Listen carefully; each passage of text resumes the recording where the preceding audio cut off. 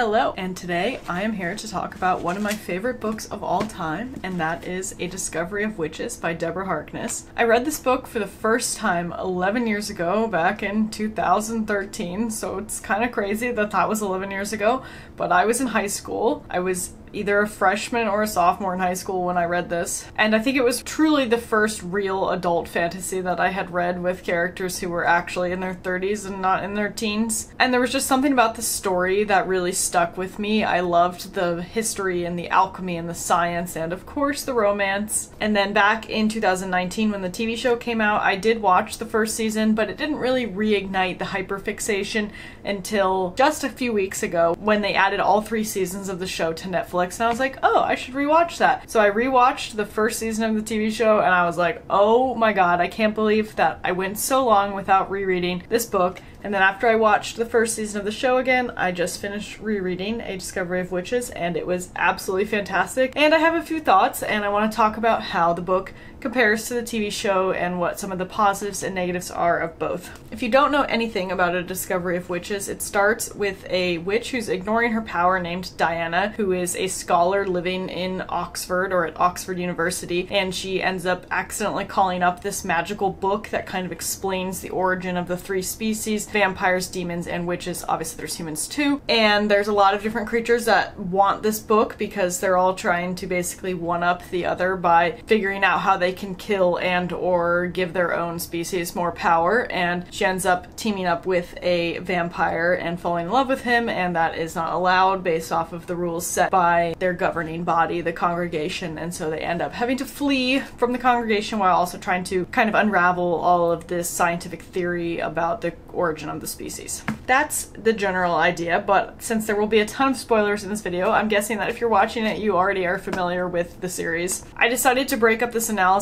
into 3 different parts since the book kind of naturally takes place in 3 different parts, and the first is at Oxford, the second is at Sepur's, and the third is in Madison, New York. But first I want to start with some general thoughts about the TV show. I thought that the casting all around was perfect. Matthew Good in particular as Matthew Claremont is literally fantastic, which I did not think when I first watched the show a couple years ago. For like the first 10 minutes of the show I was like, well, he's not like super attractive, but his aura is so fantastic that within those 10 minutes I was utterly obsessed, and I stayed utterly obsessed. And one major thing that the show changes is that we're not only focused on Diana and Matthew, so we actually get to know a lot of the congregation members, and there's like whole side plots with all the members of the congregation, like Juliet, Gebert, Domenico, Peter Knox, and Satu are the main ones that come to mind, and I feel like that adds a lot of depth to those characters and to the world that we don't really get in the book. So without further ado, I will get into some more specific thoughts, starting with the scenes in Oxford. I actually think the show very successfully did these first few episodes. I would say more successfully than the first 100 pages of the book. The first 100 pages of the book, Matthew comes off a little creepy, and I think they did a good job in the show of making him less creepy. And I think book Matthew surpasses show Matthew after those first 100 pages, but definitely like the vibes are not amazing with book Matthew and book Diana until halfway through their time at Oxford. Like I kind of already mentioned, the show deals with the politics of the broader world much better. It delves into the lives of all of those congregation members, so then when they do show up at different points like they did in the book, they actually are more well-rounded and you kind of know what their goals are, whereas there's characters throughout the book like Peter Knox and Gebert and Juliet that just kind of appear when it's convenient, but you don't know anything about them because everything's told from Diana and or Matthew's POV. Especially in this first section at Oxford, Peter Knox, the witch on the congregation who is basically hunting Diana because he knew her parents and he wants to see if she still has all of this power, and he's interested in the Book of Life as well. He is almost non-existent in the first section of this book. He appears here and there in his kind of like threatening way, but he had much more of a role in the show, which I really appreciated. It made those scenes in Oxford feel much more tense, along with his relationship with Gillian Chamberlain. Gillian Chamberlain in the book is there, but like she kind of has a frosty relationship with Diana. They don't really like each other, whereas in the show, Gillian and Diana are friends until Gillian betrays her, so I liked that a lot better. I felt like giving Diana another close friend besides Matthew made much more sense than that betrayal would lead her further to Matthew. There's also, in the book, they go to yoga together a lot because Diana has problems with excess adrenaline and she uses exercise as a way to kind of combat her excess adrenaline, and that is shown in the show with her running and rowing. But in the book, Matthew takes her to like creature yoga night a couple times, which I don't really think is necessary. I can see why they cut it out of the show, but it does help solidify their relationship along with some other details about their time together in Oxford. Like they're constantly talking about wine and history and scholarly stuff and like quoting a bunch of different people, and so it builds such a better foundation for their relationship going into Septurs compared to the show. And then at the end of their time in Oxford in the show, when Diana gets the photos of her dead parents and goes to confront Peter Knox in the Bodleian and ends up unleashing the witch wind, that scene instead in the book takes place in her apartment, and it's only Matthew who's with her when she gets the photos,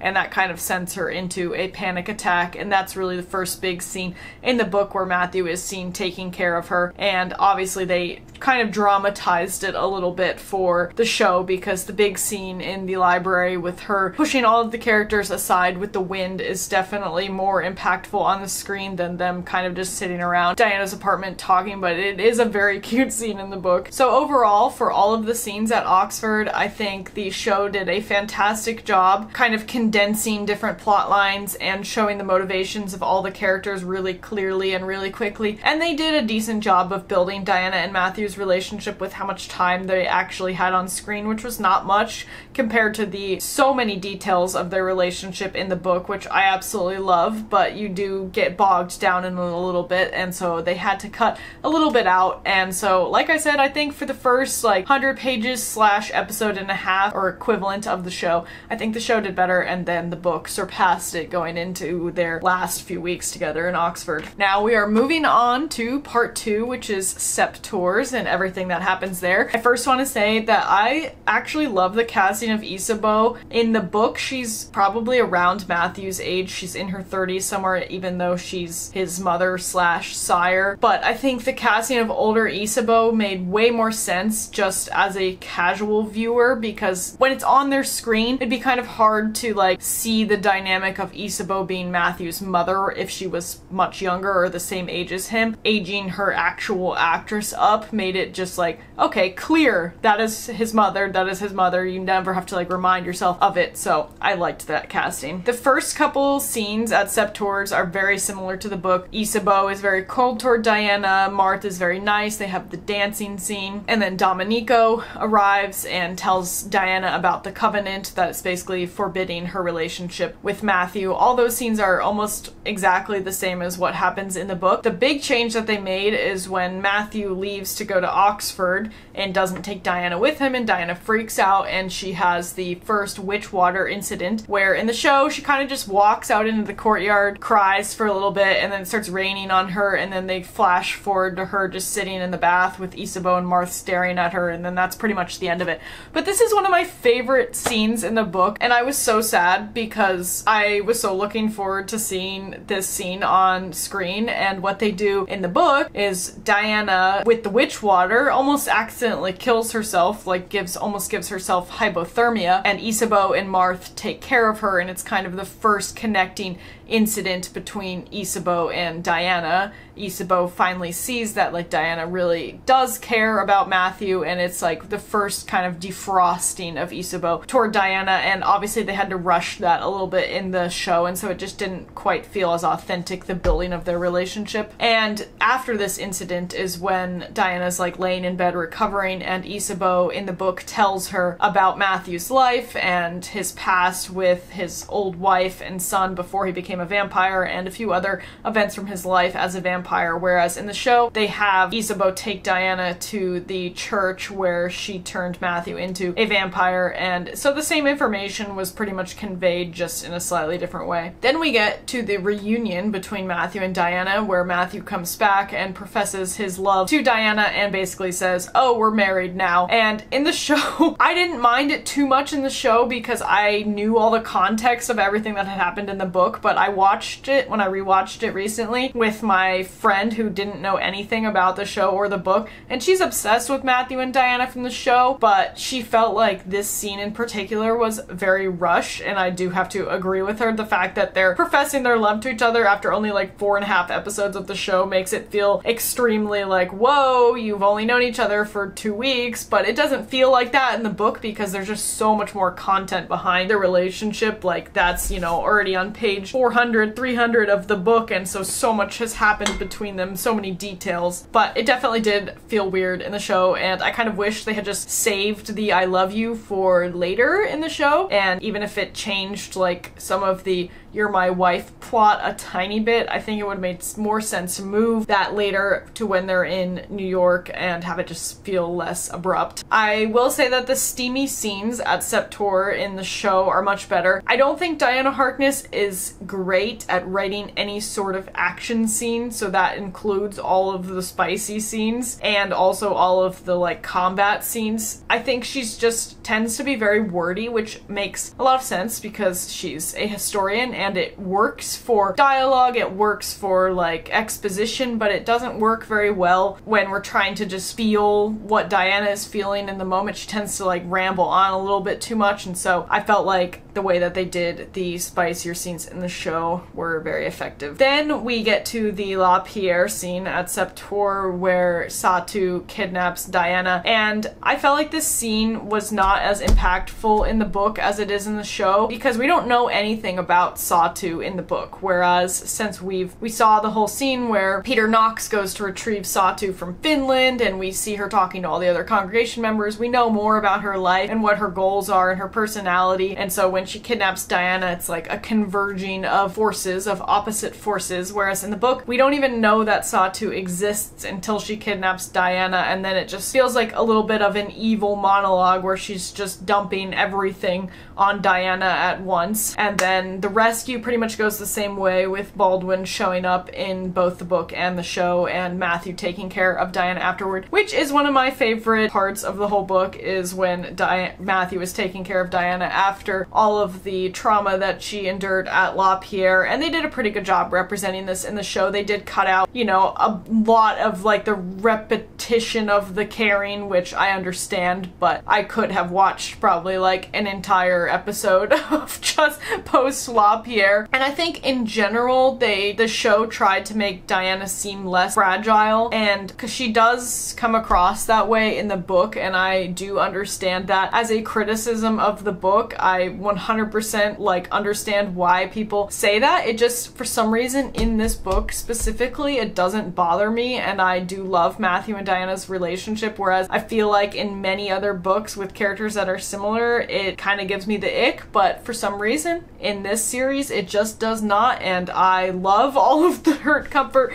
scenes throughout this whole book, and it's just amazing. And so I think the show was just trying to make her recover faster after all of her unfortunate events, because they had to like progress the plot and we couldn't just see her like laying around for weeks afterward like we do in the book. Alright, now we are moving on to part 3, and that is when Matthew and Diana travel to Madison, New York to stay with Diana's aunts. When I reread the book after watching the show, I was kind of surprised by how long this section was, because it's really only 2 episodes, maybe 2.5 episodes in the show, but most of the events are almost exactly the same, and the order in which they happen are almost exactly the same, so I don't have too many comments about this section. Sarah and Em in the show are very cute. When Sarah finds out that Em knew that Diana was spellbound the whole time, I was expecting her to get mad and them to fight, but the fact that she just instantly forgave her and they had a cute scene on the couch, I thought that that was really adorable, and they did a good job of displaying the closeness of their relationship, I think much better in the show than in the book. What I was really surprised by also when I reread the book, because I didn't remember everything, and especially since I I'd watched the show, I only really remembered like the details from the show, was that they tell Diana, Miriam, and Marcus when they come that Diana is a chimera and that she had a twin in the womb that she basically absorbed, and that's why she has all of her mother and her father's powers. And they don't explain that at all in the show. And also there's the discussion where Miriam is like, well, Diana, what's after like union, what's after marriage in the alchemical triangle or whatever it's called? And Diana's like, oh shit, it's conception. So she basically knows at the end of this book that she will probably have Matthew's child somehow, because it's basically been foretold by all of these alchemical drawings that they are finding. And they just did not address that at all in the show, and I kind of understand why. I think it would have been a little confusing for people who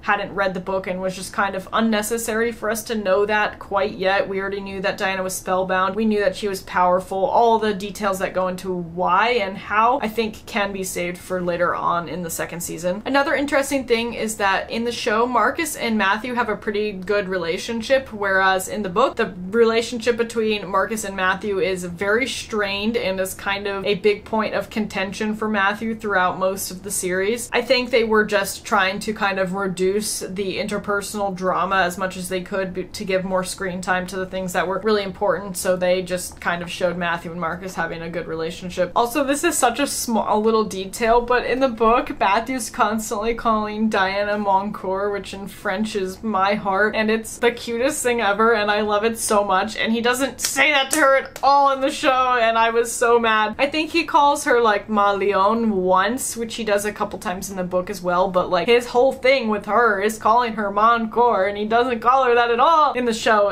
He did maybe once, I missed it, but I was very sad about that. Then we get to the scene where Juliet arrives and attacks Matthew, and Diana has to use her blood to save him. In both the show and the book, that scene was very rushed. When I watched it in the show, I was like, oh damn, that resolution was really quick. Juliet stabs Matthew, and then Diana's immediately like, firebow, you're dead. And it kind of happened that way in the book too. Like I said, action scenes perhaps not Deborah Harkness's strong suit, but I do think that this scene was much more impactful in the show because we had seen Juliet's relationship with Gebert and how Gebert had groomed her to basically take down the de Clermont family from within by falling in love with Matthew. We knew all of that history of their relationship beforehand, whereas in the book, Juliet kind of just shows up and trauma dumps and then dies, and you're like, well, okay, well, I guess she's done. But since we knew her from the second episode of the show, her death was not necessarily sad, but you feel for her way more than you do in the book. And then at the end, we have the forming of basically the new congregation where there's 3 demons, 3 witches, and 3 vampires, all in Madison, New York at the same time. And I thought that this was so well done in the book, and the show conveyed somewhat similar of the same emotions, but not quite. I almost cried at the end of the book because everything just felt so heavy with everyone departing to go their separate directions, preparing for war. We get way more of a sense of like there's dark and dangerous days coming than we do in the show, especially with Hamish having Diana sign all of her wills and all of the like basically end of life documents as she's preparing to time walk. I thought that that was a really fun scene in the book. And then at the end, Matthew and Diana time walk, and that is the end of both the book and the show. Overall, I think the show did an amazing job at capturing the general spark of Matthew and Diana's relationship, as well as the overall plot with the Book of Life and all the creatures wanting to know the mystery behind their creation and the missing powers as the generations are going on. Pretty much all of the characters that were in the book were also in the show. I don't think they cut out any important character. So overall, I would rate it like a 9.5 out of 10 as far as an adaptation from book to screen. The casting was fantastic, the music choices were good, the vibes were very similar. You're just missing a lot of detail in Matthew and Diana's relationship that make you kind of like do the happy dance, you know, in your chair when you're reading it because of how cute they are. A little bit of that is missing in the show, which I totally understand because they only have so many episodes, but if they could have had another like 3 episodes in season 1 to slow everything down a little bit and add some more of those details, I think the scenes that did feel rushed would feel less so, and they would have been able to continue building on all of the side characters, the insights into into the side characters, which was definitely one of the things that the show did much better than the book. So yeah, if you enjoyed this, let me know if you want me to do the same thing to season 2. I am currently halfway through watching season 2 and only about 20 pages into the book. So